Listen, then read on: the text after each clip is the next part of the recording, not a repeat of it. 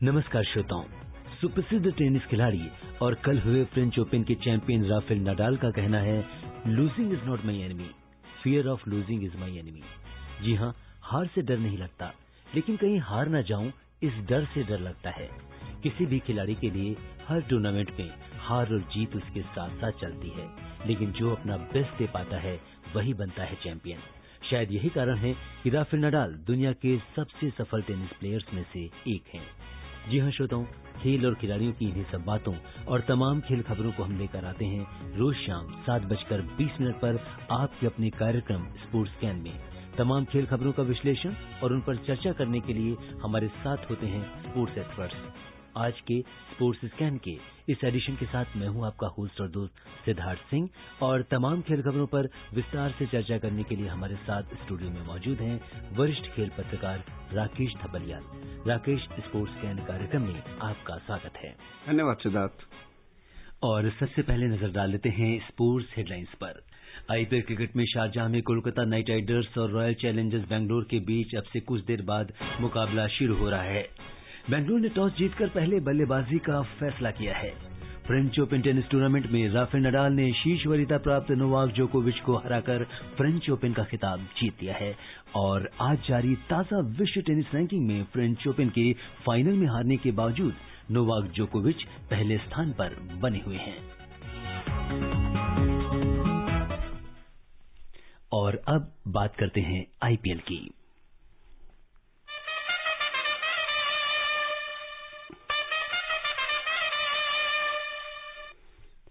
IPL cricket में आज Sharjah में कोलकाता नाइट राइडर्स और रॉयल चैलेंजर्स बेंगलोर के बीच अब से कुछ देर बाद मुकाबला शुरू हो रहा है।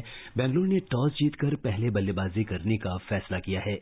अंक तालिका में कोलकाता 8 अंकों के साथ तीसरे, जबकि बेंगलोर 8 अंकों के साथ ही चौथे स्थान पर है। आइए सुनते हैं आज के इस मैच के बारे में हमारे सहयोगी अलका सिंह की ये रिपोर्ट। आईपीएल क्रिकेट में आज शारजाह क्रिकेट स्टेडियम में अब से कुछ देर बाद सबकी निगाहें कोलकाता नाइट राइडर्स और रॉयल चैलेंजर्स बेंगलोर की टीम पर होंगी। दोनों ही टीमें 8 अंकों के साथ आज अपना दमखम दिखाने के लिए तैयार हैं। जहां एक ओर कोलकाता जीत की हैट्रिक लगाने की कोशिश करेगी, वहीं कोलकाता ने पिछले दोनों मैच रोमांचक तरीके से आखिरी ओवर में जीते थे। पहले उसने चेन्नई को 10 रन और फिर पंजाब को 2 रन से हराया था। वहीं दूसरी ओर बेंगलोर ने पिछले मैच में चेन्नई सुपर किंग्स के खिलाफ बड़ी जीत दर्ज की थी और आज वो इसी प्रदर्शन को दोहराना चाहेगी। देखना दिलचस्प होगा कि आज का दिन 2 बार की चैंपियन कोलकाता नाइट राइडर्स के नाम होता है या फिर खिताब के डेब्यू के इंतजार में रॉयल चैलेंजर्स बेंगलोर के नाम। Alka Singh, sports scan. जी हाँ राकेश, देखना ये दिलचस्प होगा क्योंकि दोनों टीमों के बीच खेले गए 25 मैचों में 15 में कोलकाता जबकि 10 में बेंगलोर को जीत हासिल हुई है। और अगर आज की पिच की बात करें तो इस पर बैटिंग आसान है और स्पिनर्स को भी मदद मिल सकती है। देखिए, एक सबसे बड़ी चीज है कि इस पिच के ऊपर जो टीम पहले बैटिंग कर रही है वो पल रहा उसका भारी रहा है। मैचों के अंदर ज्यादा जीत उन्हीं के खाते में आई 9 बार। अगर हम इसकी बात करें तो शारजाह के मैदान पर पिछले 13 2020 मैचों में पहले बल्लेबाजी करने वाली टीम 9 बार जीती है। बिल्कुल सिद्धार्थ, की आज से नहीं बल्कि दशकों पहले से जब शारजाह के अंदर बड़े क्रिकेट हुआ करती थी तो बल्लेबाजी की ही पिच वहां पर रहती थी और थोड़ा बहुत फास्ट बॉलरों के लिए चांस होता था। और बल्लेबाजी की जो सपाट पिच एकदम है उस पर गेंदबाजों के लिए इतना कुछ करने के लिए रहता ही नहीं था। तो हमेशा से बैटिंग पैराडाइज रही है और यही वजह है कि टीमें आजकल ये सोच रही हैं इस मैदान के ऊपर के टॉस जीतो, पहले बैटिंग करो, जितना भी आप स्कोर खड़ा करते हो तो दूसरी टीम को आप दबाव में ला सकते हो। तो मुझे लगता है ये पहला स्टेप टॉस जीतना यहाँ पर सही हुआ। टॉस जीत के पहले बैटिंग उन्होंने ले ली है, लेकिन फिर भी क्या होता है कि टॉस जीतने या डिसाइड करना कि पहले बैटिंग करेंगे या बॉलिंग, उससे कुछ नहीं होना, आपको बेहतरीन प्रदर्शन करना ही पड़ता है। बिल्कुल, अगर देखें तो पिछले 5 मैच में रॉयल चैलेंजर्स ने एक ही बार कोलकाता नाइट राइडर्स को हराया है। और जहां कोलकाता ने अब तक 2 बार 2012 और 2014 में खिताब जीता है, बेंगलोर को अभी भी खिताब का इंतजार है। 3 बार वो फाइनल खेल चुकी है, तो इस बार पूरी कोशिश कर रही है कि किसी भी तरह से वो आगे आए। देखिए, अभी तो उनके लिए राह बड़ी मुश्किल है, किसी भी टीम के लिए अभी काफी बदलाव होने, काफी मैचेस होने। तो मुझे नहीं लगता कि अभी टीमें फाइनल की सोच रही होंगी या खिताब जीतने की सोच रही होंगी। अभी टीमें मैच दर मैच इसको ले रही हैं कि भाई कैसा प्रदर्शन करते हैं। हमने देखा कि पिछले कुछ मैचों में आरसीबी का प्रदर्शन अच्छा नहीं रहा था, फिर अचानक उनके प्रदर्शन में एक अच्छी चीज देखने को मिली, अच्छी जीतें उन्होंने 2 दर्ज की हैं। और सबसे बड़ी बात कि उनके कप्तान जो होता है वो टीम का बड़ा एक ऐसा साधन होता है कि जो टीम को चलाता है जी, एक सारथी जो रथ को एकदम बढ़ाता है। तो विराट कोहली के ऊपर टीम बड़ा डिपेंड करती है उनकी, और विराट कोहली ने जो 90 रन की पारी खेली है जी, तो वो मुझे लगता है कि एक अच्छा वो लय में दिखाई दे रहे हैं, और एक अपनी जिम्मेवारी से टीम को जो आगे बढ़ाने का काम वो पहले भी करते रहे हैं। लेकिन कहीं ना कहीं कहते हैं ना कि रास्ता भटक जाते थे फाइनल तक आते आते। तो यहां पर मुझे लगता है कि उन्होंने वो अपनी लय को, आईपीएल के अंदर अक्सर ये होता है कि बैट्समैन जो रन बना ले या जो टीम जीतने लगे वो उस लय को जितना लंबा हो सके उतना खींचने की कोशिश करते हैं, क्योंकि यहाँ लगातार कई बार 3-3, 4-4 हारे भी हो जाती हैं और 3-3, 4-4 टीमें जीत भी जाती हैं। जी बिल्कुल, कम बैक करना बड़ा इम्पोर्टेंट होता है। जिस तरह से बेंगलुरु ने पिछले मैच में चेन्नई सुपर किंग्स के खिलाफ जो बड़ी जीत दर्ज की थी, आज भी कहीं ना कहीं उसको दोहराने की तमन्ना उनमें जरूर होगी। बिल्कुल, उस लय को वो कायम रखना चाहेंगे और वो चाहेगा नहीं, कोई भी टीम जो जीतती है वो चाहती नहीं है। और देखिए चेन्नई सुपर किंग्स की टीम जब आईपीएल स्टार्ट हुआ तो कितनी बड़ी दावेदार मानी जाती है हर आईपीएल के अंदर। पहले आईपीएल से अगर हम देखें, पहले आईपीएल में फाइनल में हारी थी और उसके बाद से ही हमेशा वो बड़ी दावेदार के रूप में आती है। बड़ा शानदार प्रदर्शन भी उन्होंने किया है, लेकिन यहाँ पर उनका प्रदर्शन ऐसा हो गया कि मिस्टर कूल जो माने जाते थे, उनके कप्तान महेंद्र सिंह धोनी, वो तक बुरी तरह से निराश हो गए हैं, अपनी निराशा को वो व्यक्त कर रहे हैं। तो ये बहुत बड़ी चीज है कि टीम बड़ी इस समय डाउन है और उसके खिलाफ टीमें जीत कर रही हैं और लय पकड़ रही हैं, और दूसरी टीमों को भी वो इसी लय में हराना चाहेंगी। बिल्कुल, और अगर हम केकेआर की बात करें तो पिछले जो 2 मैच थे, पहले चेन्नई को उसने 10 रन से, फिर पंजाब को 2 रन से हराया था। तो यहाँ पे आज वो हैट्रिक के मूड में भी है, तो बड़ा दिलचस्प लग रहा है दोनों टीमों के बीच आज का मुकाबला। बिल्कुल, दोनों टीमें इस मुकाबले के अंदर जाने नहीं देंगी और जो आपके पॉइंट्स टेबल है उसमें ऊपर आने का मौका भी इनके पास रहेगा। आपका दोनों के 8 पॉइंट हैं और वो चाहेंगे कि दोनों ही चाहेंगे कि हम जो है पॉइंट हमारे बढ़ जाएं पॉइंट्स टेबल के अंदर ऊपर रहने के लिए। तो मुझे लगता है कि बड़ा अच्छा संघर्ष इस मैच में दिखाई देगा और क्रिकेट प्रेमियों को एक जो लाजवाब क्रिकेट है, अंतिम ओवर तक जाना, अंतिम गेंद तक जाना, वो वाली उस तरह का संघर्ष यहाँ पर मिलना चाहिए। और आईपीएल में अब कल के मैच की बात करते हैं। 27वें मैच में कल मुंबई इंडियंस ने दिल्ली कैपिटल्स को 5 विकेट से हराया। मुंबई लगातार चौथी जीत के साथ, जैसा कि हम पॉइंट टेबल या अंक तालिका की बात कर रहे हैं, शीर्ष पर पहुंच गई है। मुंबई के क्विंटन डिकॉक ने आईपीएल में अपनी 12वीं और सूर्यकुमार यादव ने अपना 9वां अर्धशतक लगाया। डिकॉक को मैन ऑफ द मैच चुना गया और कल का ये काफी अच्छा मैच दोनों के बीच में चला। और सबसे बड़ी बात यह थी कि दिल्ली कैपिटल्स पहले शीर्ष पर थी, पर इस समय कौन काबिज रहेगा, वो भी बड़ा किसी भी प्रतियोगिता में जब आप पॉइंट टेबल पे, अंक तालिका में शीर्ष पर मौजूद रहते हैं तो बहुत बड़ा टीम के लिए वो मोटिवेशन होता है कि you are going in a right direction. बिल्कुल, और आपके जो समर्थक हैं वो और ज्यादा आपके साथ जुड़ते हैं दिल से कि भाई हमारी टीम टॉप में चल रही है। आप देखिए कि क्या होता है, मार्केट में आप जाएं, जो आजकल समर्थक है उनके ऊपर भी कंपटीशन चलता है, मेरी टीम तो जो यहाँ तक पहुंच गई, आपकी टीम जो पॉइंट्स टेबल पे इतनी है। तो मुझे लगता है कि दिल्ली कैपिटल्स ने जो एक बड़ा एडवांटेज यहाँ पर खो दिया और मुंबई इंडियंस ने जो किया, मुंबई इंडियंस के प्लेयर आप देखें कि सूर्यकुमार यादव बहुत जबरदस्त प्रदर्शन कर रहे हैं, क्विंटन डिकॉक हैं बहुत शानदार, उन्होंने बल्लेबाजी की, इससे मैन ऑफ द मैच पे दे। दिल्ली कैपिटल्स के लिए आप देखें, उनकी हार का अगर आप देखें तो उनका जो फील्डिंग में प्रदर्शन है, कैचेस ड्रॉप किए, वो उनको बड़ा भारी पड़ा। फिर उनके जो मार्कस स्टोनिस का रन आउट होना था एन मौके के अंदर, वो उस समय वो उनको बड़ा यहाँ पर नुकसान कर गया। विकेट कीपर ऋषभ पंत का चोटिल होकर बाहर होना, वो वहां पर नुकसान कर गया। और उनके समर्थकों के लिए एक चीज और बता दूं कि उनके तेज गेंदबाज ईशांत शर्मा, वो भी हैमस्ट्रिंग के कारण टूर्नामेंट से बाहर हो गए हैं। उनकी लेफ्ट रिब के अंदर थोड़ा खिंचाव आ गया था, तो उस वजह से वो इस टूर्नामेंट में भी नहीं खेल पाएंगे। बिल्कुल, और रोहित शर्मा के लिए कल का दिन कुछ खास था क्योंकि मुंबई के लिए वो 150वां मैच खेल रहे थे। ये कारनामा करने वाले वो मुंबई के दूसरे खिलाड़ी बन गए हैं। पोलार्ड 155 मैच खेल चुके हैं। रोहित ने मैच में 12 बॉल पर 5 रन बनाए हैं। और अगर आईपीएल की बात की जाए तो ओवरऑल 195 मैच खेले, जिनमें उन्होंने 5114 रन बनाए हैं। बहुत जबरदस्त रिकॉर्ड है और मुझे तो जहां तक लगता है कि मुंबई इंडियंस बहुत ज्यादा उनके ऊपर डिपेंड करती है। अक्सर वो मैचेस जो भी उन्होंने जीते हासिल की हैं उसमें रोहित शर्मा का बहुत शानदार प्रदर्शन रहता है। कल वो थोड़ा सा दुर्भाग्यशाली रहे कि आउट हो गए जल्दी, लेकिन उसके बावजूद जो उनकी टीम के युवा खिलाड़ी हैं उन्होंने शानदार प्रदर्शन किया और अपने कप्तान को एक जो जीत का तोहफा दिया जी ऐसी उपलब्धि वाले मैच के अंदर, तो मुझे लगता है कि वो उससे काफी खुश होंगे। और दूसरे मैच की अगर हम बात करें दुबई वाले मैच की, जिसमें राजस्थान रॉयल्स ने सनराइजर्स हैदराबाद को 5 विकेट से हराया, और यहाँ पे कल के मैच में जो राहुल तेवतिया की अगर हम बात करें, मात्र 28 गेंदों पर 45 रनों की मदद से 19 ओवर, और मतलब उन्होंने जिस तरह से कल अपना प्रदर्शन किया, प्लेयर ऑफ द मैच भी रहे, तो कल का दिन उन्हीं के नाम था। बिल्कुल, वो काफी आकर्षण का केंद्र हो गए हैं, और किंग्स 11 पंजाब के खिलाफ जो उन्होंने एक ओवर में 5 छक्के लगाए थे, उससे उनका जो कॉन्फिडेंस का लेवल है वो एक अलग मुकाम पर पहुंच गया, और गेंदबाज उनको गेंदबाजी करते हुए ऐसा लगता है कि घबराते हैं, अलग अलग तरह का एक्सपेरिमेंट करने की कोशिश करते हैं, चाहते हैं कि ये प्राइज विकेट आई, ये मुझे मिल जाए तेवतिया की, लेकिन तेवतिया किसी के रोके रुक नहीं रहे हैं। और देखिए, उन्होंने ऐसे समय में पारी को संवारा, एक समय राजस्थान के 12 ओवर में 5 विकेट गिर चुके थे 78 रन पर, और फिर उन्होंने जो छठे विकेट के लिए पराग के साथ 85 रन की जो साझेदारी की है वो बहुत जबरदस्त थी। मैच में अंतिम ओवर में खलील के साथ थोड़ी गर्मा गर्मी भी हुई, और जो पराग ने एक गेंद रहते ही छक्का लगाया, 2 गेंदों में 2 रन उनको चाहिए थे, और काफी गर्मा गर्मी भी इस ओवर के अंदर देखने को मिली, जो उसके बाद तक डेविड वार्नर को समझाना भी पड़ा, थोड़ा सा बात करनी पड़ी। तो मुझे लगता है कि तेवतिया इस समय पूरी तरह से छाए हुए हैं। बिल्कुल, और इस पर नजर बनी रहेगी पूरे आईपीएल पर स्पोर्ट्स स्कैन कार्यक्रम की।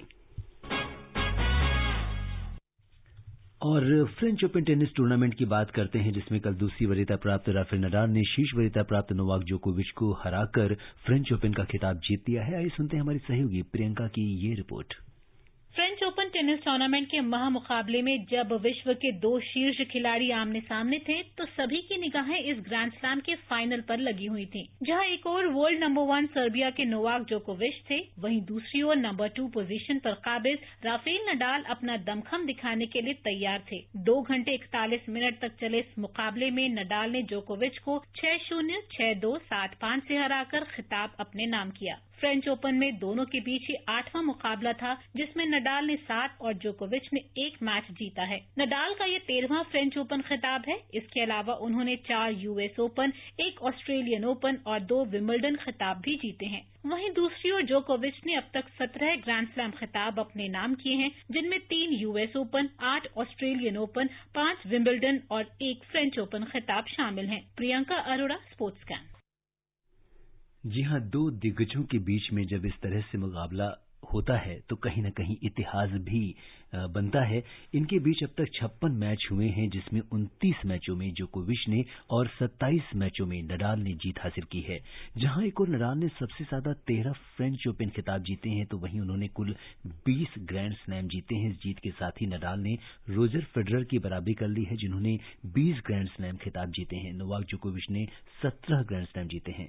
विंबलडन की बात करें तो सबसे ज्यादा 8 बार रोजर फेडरर ने, 5 बार जोकोविच ने और 2 बार नडाल ने यह खिताब अपने नाम किया है।